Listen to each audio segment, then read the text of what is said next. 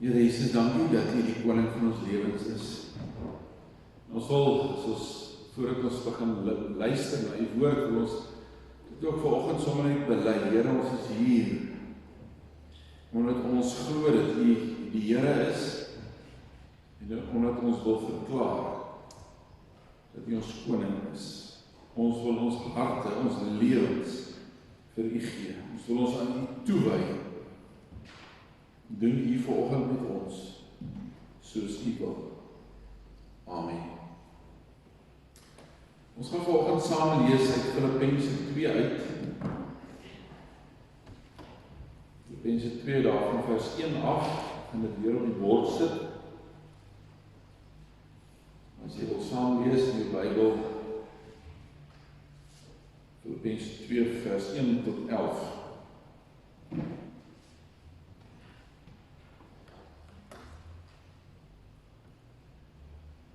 Aangesien julle die troos in Christus ondervind het, die aansporing deur die liefde, die gemeenskap deur die Gees, die innige meegevoel en meelewing, maak dan nou my blydskap volkome deur eensgesind te wees, een in liefde, een van hart, een in strewe. Moet niks uit selfsug of eersig doen nie, maar in nederigheid moet die een die ander hoër ag as homself. Julle moet nie net elkeen aan sy eie belange dink, maar ook aan die van ander. Dieselfde gesindheid moet in julle wees wat daar ook in Christus Jesus was. Hy wat in die gestalte van God was, het sy bestaan op godgelyke wyse nie beskou as iets waarin hy moes vasklem nie. Maar hy het homself verneder deur die gestalte van 'n slaaf aan te neem en aan mense gelyk te word. En toe as mens verskyn het, het hy homself verder verneder. Hy was gehoorsaam tot in die dood, ja die dood aan die kruis.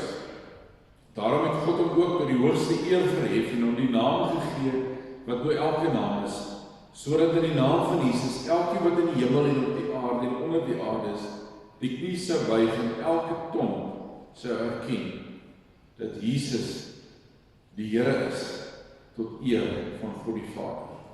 Ons lees net tot daar. Ons kom vandag by die laaste boodskap oor die reeks oor die huwelik, en moet ek sê, waarskynlik die boodskap waarmee ek die meeste sukkel. Ek het lekker bederf groot geword, my ma het vreeslik baie, of my eintlik gemaklik groot geword, so toe ek in die huwelik inkom, toe kom ek met hierdie gemaklikheid in die huwelik in, so ek het baie mooi probeer wegskram van hierdie boodskap af, maar op die ou end kon ek nie, want ek het die hele tyd gedink, hoe preek mens nou oor iets waarmee jy eintlik baie sleg is.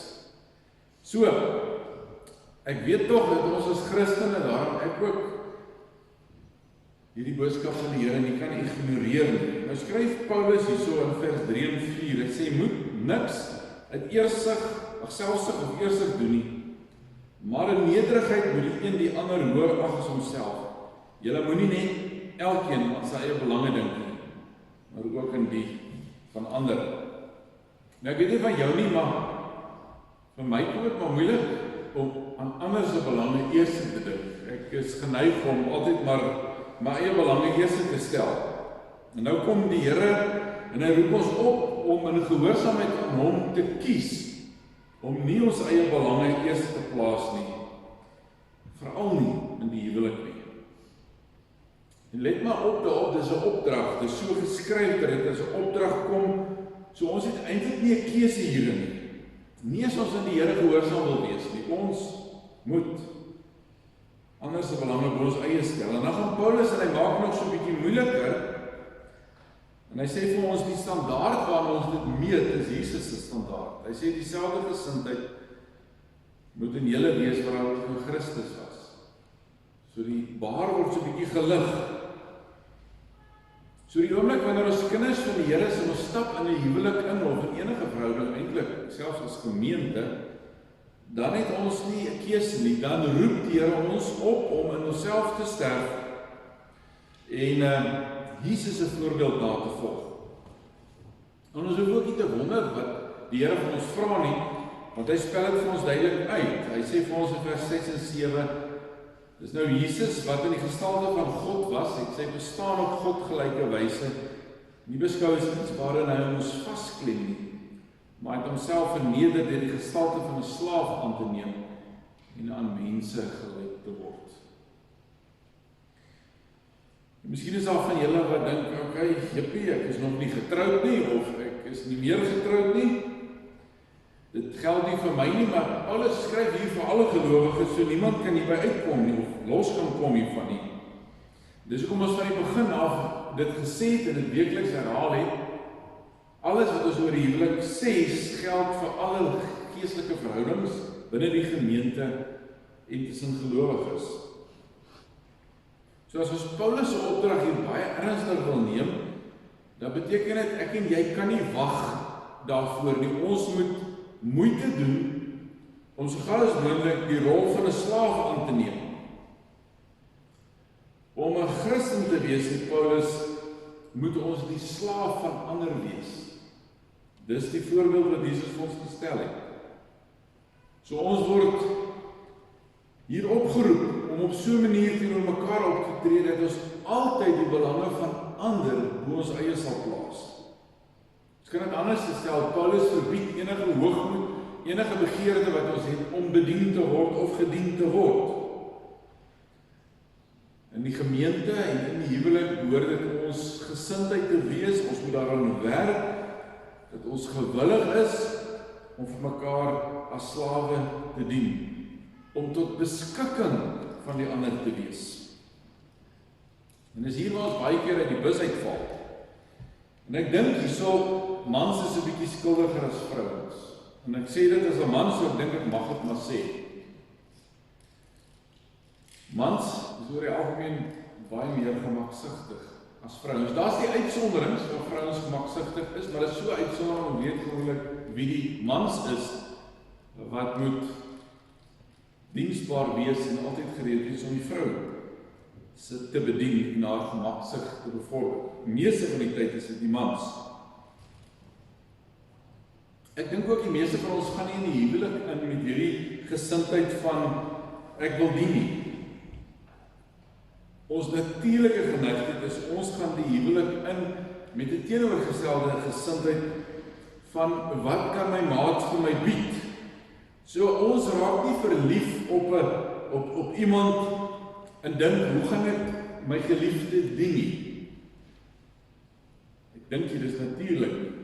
Ons sal eerder die huwelik ingaan en sê wat bied sy? Sy is vir my mooi, sy is vir my oulik, ons doen lekker goed saam, sy bring die beste uit my uit. Dis nog van die goed wat ek so deur die jare hoor, as ek van ons vra, hoekom trou hulle?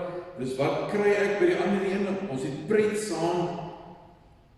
En dis hoekom ons oor die algemeen trou.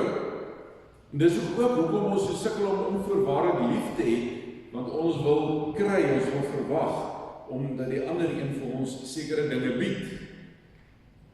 Nou sê Paulus vir ons as gelowiges, as ons hom wil verheerlik binne ons huwelike, as ons Christelike huwelike in die wêreld wil demonstreer, dan moet ons die teenoorgestelde ingesteldheid hê. Dan vra ek nie wat kry ek uit my huwelik uit nie, dan vra ek hoe kan ek my maat in my huwelik dien? Klink baie soos Efesiërs 5 waarmee ons die reeks begin het. Wees uit eerbied vir Christus aan mekaar onderdanig. Die term was daar ons hierdie militêre term van ons moet in kompetisie wees om my ander een soos die generaal te laat voel, in plaas van dat ons altyd die generaal wil wees. So ons moet ander bo onsself plaas, die ander. Maar dit kom nie vir ons nature nie, oor die algemeen nie. Ons ingesteldheid is gewoonlik die teenoorgestelde, hoe kan die ander my dien? Maar Jesus bly ons voorbeeld altyd. Dit is die wonder van die woord, dat ons altyd na die woord toe kan gaan, as ons wonder oor iets, dan lees ons maar net wat die Bybel vir ons leer, en dan kyk ons na die voorbeeld van Jesus, en dan sê Paulus hier vir ons, wat Jesus se voorbeeld was. En dan sê hy, Jesus het die hemel prys gegee, en hy het sy bestaan op godgelyke wyse, nie beskou as iets waar hy moet vasklem nie. En hy is op die ouend as 'n pap babietjie, afhanklik van sy ma gebore, het die stofpaaie in Israel geloop, en is uiteindelik in die kruis het vasgespijker vir my en jou sonde. Dis die prys wat Jesus betaal het. Dit was nie 'n goedkoop prys wat hy betaal het nie. Dit het hom sy lewe gekos. En daarom moet ons miskien onsself die vraag begin afvra, as ek my maat dien, wat kos dit my? Of is my diens so goedkoop dat dit my niks kos nie? Wat offer ek op vir my maat? En weer wil ek 'n bietjie meer klem op die manne lê. Vir die manne vra, wat offer jy op om die lewe vir jou vrou beter te maak? In Efesiërs 5:25 sê Paulus, mans, julle moet julle vrouens lief hê, soos Christus die kerk lief gehad het en sy lewe daarvoor afgelê het. So wat in ons lewens gee ons op terwille van ons vrouens? Gewoonlik verwag ons 'n klompie goed, nie waar nie? Maar die Here vra vir my en vir jou, wat is ons bereid om vir ons vrouens, maar ook vir ons mans, op te offer? Wat kos dit ons? Hoe dien ons hulle op 'n manier dat dit iets van ons vra? Iets wat dalk nie natuurlik en maklik kom nie. Jy sien, die huwelik is die primêre ruimte waarbinne ons oefen om mekaar te dien, daarna die gesin en dan die gemeente. So die vraag moet nie wees, wat kry ek nie, maar wat gee ek? Nie wat ek ontvang nie, maar hoe kan ek tot diens wees? Hoe kan ek so leef dat ek ander met my gawes en my talente en my menswees dien? En daarom konfronteer die huwelik ons gewoonlik hiermee, ons geneigtheid om te wil ontvang en om bedien te word. En daarom moet ons as gelowiges kies om hierdie natuurlike neigtheid om te ontvang, om te draai en vir die Here te vra, Here, help my, leer my en aan mekaar te kies om eerder te dien en tot diens te wees en te kan vra, hoe kan ek jou beter dien? Miskien kom maar dan by ons die vraag op, wat as die ander een nie waardig is om gedien te word? Wel, dan moet ons maar net weer kyk wat die Bybel vir ons leer en dan kom ons op 'n gedeelte soos Johannes 13 af, wat afspeel net die aand voordat Jesus gekruisig word. Hy en sy disippels is by mekaar gewees om saam die Paasfees te vier. En dan lees ons daar in die begin van die Pentekoop dat Jesus toe al geweet het dat Judas hom gaan verraai. En dan staan Jesus voordat hulle begin eet op en hy trek sy boekleed uit en hy bind 'n handdoek om en hy begin hulle voete was en hy kom by Judas en hy kyk vir Judas in die oë en hy skud sy kop en hy was nie sy voete nie. As julle nou glo wat ek nou net gesê het julle hele Bybels gelees. Jesus het almal se voete gewas. Al het hy geweet oomblikke later gaan Judas hom oorlewer om gekruisig te word. En as Jesus dan so dien dat hy nie uitsonderings maak wie hy bedien nie, dan kan ons nie uitsonderings maak nie. Dan is niemand te onwaardig dat ons hulle dien met die liefde van die Here nie.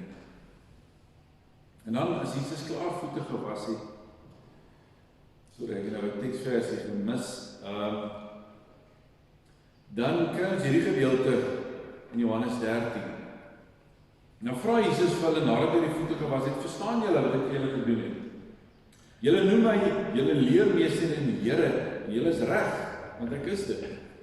As ek, wat julle Here en leermeester is, dan julle voete gewas het, behoort julle ook mekaar se voete te was. Ek het vir julle 'n voorbeeld gestel, en soos ek vir julle gedoen het, moet julle ook doen. Dit verseker ek julle. 'n Slaaf is nie belangriker as 'n eienaar nie, en 'n gesant ook nie belangriker as iemand hom gestuur het nie. Julle weet dit nou, gelukkig is julle as julle dit ook doen. So Jesus se opdrag is baie duidelik. Hy sê, volg my voorbeeld. Ek het julle gedien, nou vra ek van julle as gelowiges, dien mekaar, bedien mekaar, wees bereid om voete te was. Maar let op hoe eindig hy hier. Hy sê, as julle dit doen, sal julle gelukkig wees.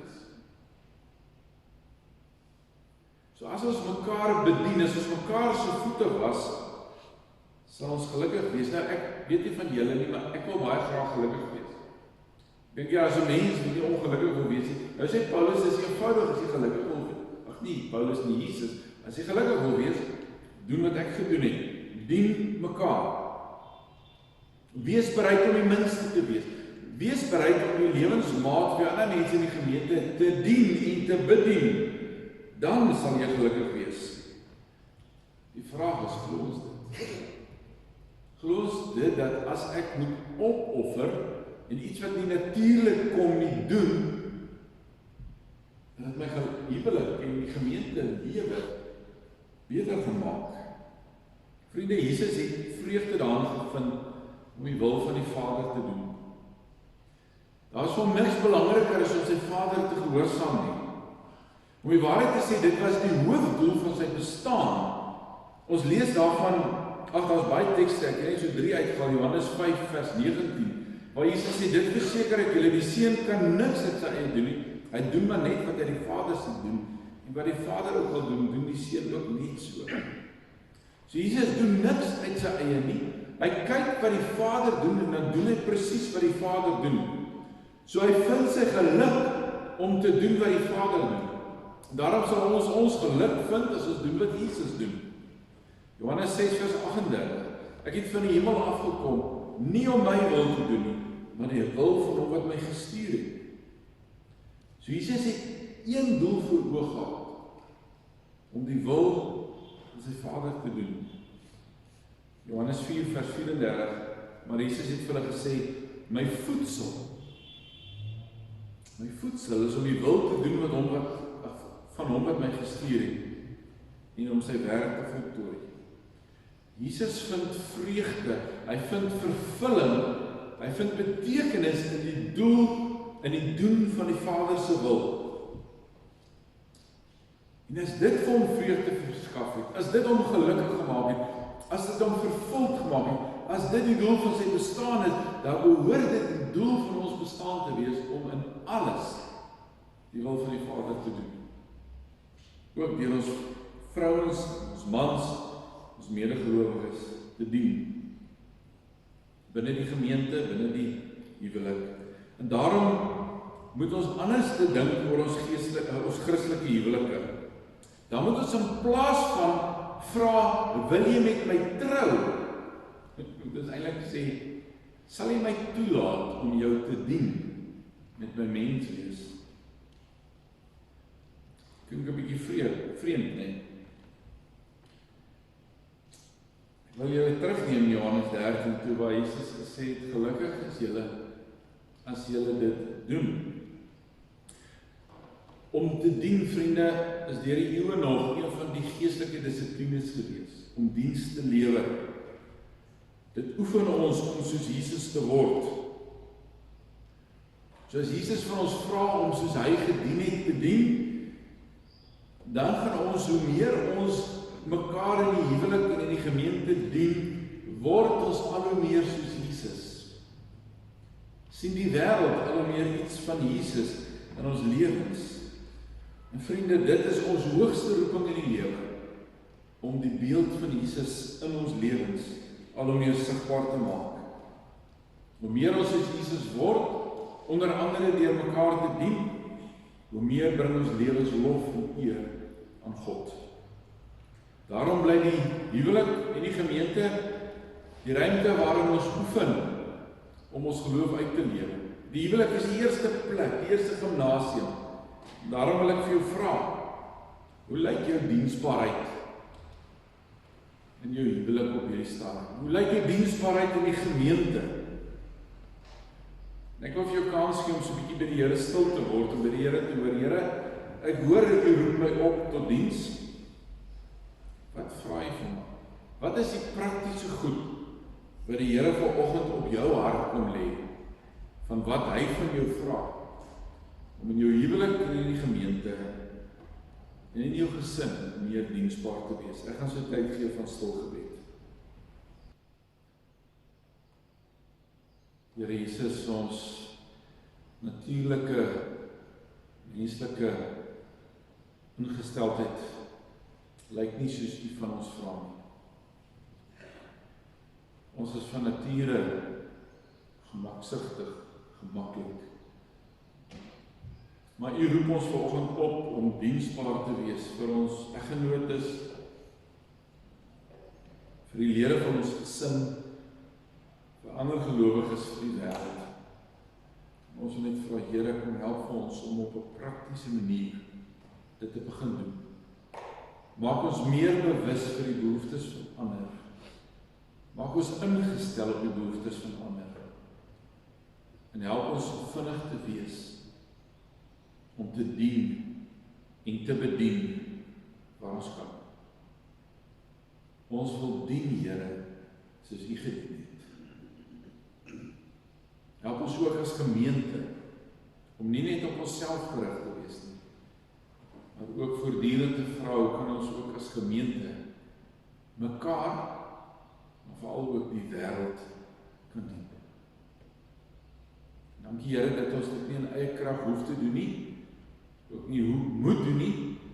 Wil ek vra, Heilige Gees, dat U in die week wat voorlê ons voortdurend sal herinner, dat ons gewete, ons aanvoeling vir U leiding so sensitief sal wees, dat U ons gedurend sal herinner, wag so bietjie, ek wil hê jy moet dien, eerder as om bedien te word. Dankie dat ons U daarvoor kan vertrou, Here. Ons loof U.